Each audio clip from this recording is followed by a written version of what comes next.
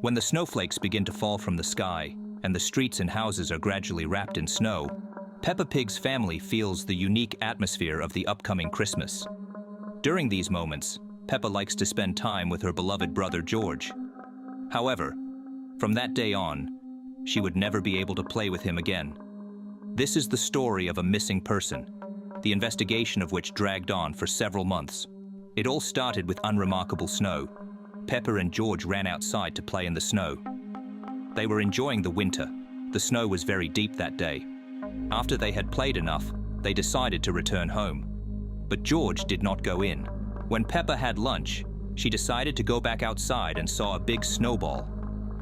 She realized that George had started building the snowman without her, but most likely got tired and went home. She completed the snowman with head, and then came to her room to show the snowman to George, but he wasn't there. She got worried and told her parents. The parents went to look for George. They couldn't find George. When they called the police, the investigation has begun. The police could not find any traces of George due to the fact that the parents had already trampled around while searching. They could only find the blue hat left by George.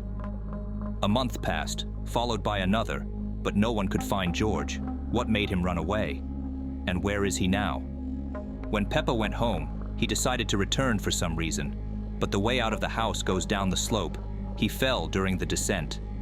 Due to the slope of the mountain, he did not stop when falling and began to tumble down the mountain. Snow began to stick to him, gradually forming a ball.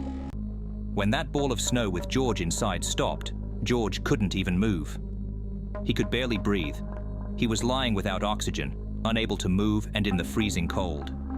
It's a terrible situation. He was probably alive when Peppa was building the snowman, but he couldn't call for help from Peppa, who was decorating the snowman in the meantime.